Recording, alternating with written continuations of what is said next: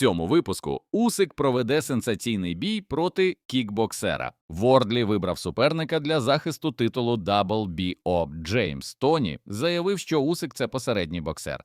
Українець побив та переміг американського бійця прямо у Лас-Вегасі. Друзі, а перед початком поставте, будь ласка, ваш лайк під цим відео. Дякуємо за те, що з нами. Слотіть! Новий! Слотіть! Новий! Слотіть! Новий! Слотіть! Йоу, це новий слот Сіті, заціни формат. Все по-новому, подивись сам. Новий стиль, новий дизайн, ага. Клікай, погнали. Залітай. Слот Сіті – столиця твоїх розваг. Олександр Усик здійснив мрію Туркі Аль-Шейха і проведе сенсаційний бій. Об'єднаний чемпіон світу у суперважкій вазі Олександр Усик близький до підписання контракту на новий бій проти нідерландця Ріко Верховена. За повідомленням репортера Рубена Картера, поєдинок пройде 9 травня 2026 року. Обидві сторони вже майже узгодили всі умови. Верховен – універсальний боєць із рекордом перемог у кікбоксингу. Також він має один бій у боксі, який завершив перемогою.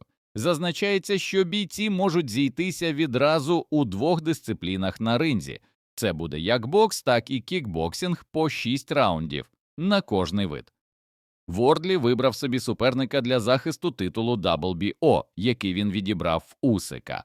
Команда володаря титулу WBO у надважкій вазі Фабіо Вордлі провела переговори з Даніелем Дюбуа щодо потенційного поєдинку, повідомляє Sky Sports Boxing. Де і коли це може трапитися, джерело не зазначає, лише вказуючи, що 31-річний британець розглядає і інші варіанти. Відомий британський боксер Дерек Чесора також підтвердив цю інсайдерську інформацію.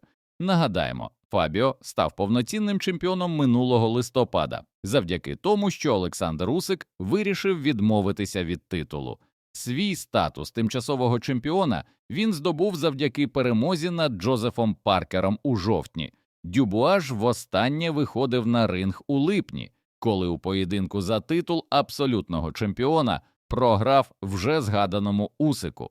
Друзі, а як ви думаєте, хто виграє у цій битві, Дюбуа чи Вордлі? Пишіть в коментарях нижче. Шановні глядачі, а перед продовженням поставте, будь ласка, лайк цьому відео. Давайте просувати україномовний YouTube разом. Легендарний боксер заявив, що Усик – це посередній бієць. Колишній чемпіон Джеймс Тоні поділився думками про українського чемпіона у надважкій вазі Олександра Усика. Усик хороший, але він посередній, він невеликий. Жоден із цих сучасних боксерів не є одним із найвидатніших бійців усіх часів, і жоден із них таким не стане. Вибачте, це не моя епоха. Вони ні з ким не б'ються, вони не хочуть битися. Єдиний спосіб стати великим – це битися з великими суперниками. У нашій епосі Усик був би середняком, сказав Тоні. Друзі, а як ви думаєте, чи побив би Усик Тоні у свій час? Залітайте в коментарі та висловлюйте ваші думки. Усик анонсував шоу своєї промоутерської кампанії в Україні навесні. Чемпіон WBC, WBA та IBF у надважкій вазі Олександр Усик оголосив, що компанія Усик 17 Promotions проведе вечір боксу в Україні навесні. Любителі боксу, любителі спорту, хочу анонсувати. Усик 17 Promotions готує неймовірний подарунок для любителів боксу. Навесні в Україні пройде турнір під егідою Усик 17 Promotions. Друзі, трішки пізніше анонсуємо, коли це буде, де це буде, хто буде в головному поєдинку і хто буде в андеркарді.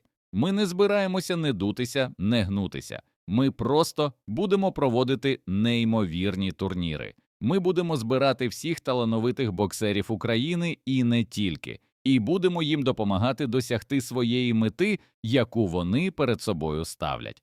Ми все, що від нас залежить, будемо робити для зростання нового покоління, для зростання нових чемпіонів і для тих, хто буде радувати нас в майбутньому на міжнародній арені, сказав Усик. Раніше повідомлялося, що Усик 17 Promotions планує провести вечір боксу 21 березня з трансляцією на DAZN. Шакур Стівенсон прокоментував рішення від WBC забрати у нього пояс чемпіона. Справа в тому, що боксер відмовився вносити обов'язкову грошову суму у розмірі $100 000 за володіння поясом. 100 тисяч якимось шахраям, які цього не заслуговують. Та ну, Лейлані, моя донька, я краще віддам їх тобі, дівчинко. WBC взагалі не мали жодного стосунку до цього, але їх це просто з'їдає зсередини. Забирайте свій пояс, тільки не змушуйте мене платити. Я ж тільки-но заплатив цим чувакам після свого останнього бою. Та за що? Я зараз маю віддати вам 100 тисяч? Через те, що у вас конфлікт з Кроуфордом і ви вирішили наїхати на мене, сказав Стівенсон. Нагадаємо, Шакур Стівенсон нещодавно переміг Теофімо Лопеса та став чемпіоном The Ring і WBO у напівлегкій вазі. Українець побив американського бійця. 24-річний український боєць Данило Донченко, який вважається одним із найталановитіших бійців сучасності, здобув першу перемогу в основному ростері UFC. 8 лютого на турнірі UFC Fight Night 266 у Лас-Вегасі Донченко бився проти Алекса Мороно з Америки.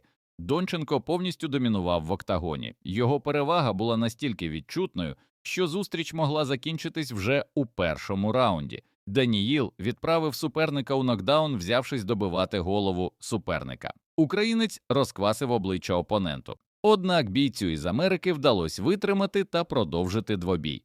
Поєдинок не закінчився достроково, тому переможця протистояння визначали судді. Усі троє одноголосно віддали перемогу Донченку. Таким чином, Данило продовжив серію перемог до 7 поспіль. Для Мороно ця поразка стала 4-ю поспіль.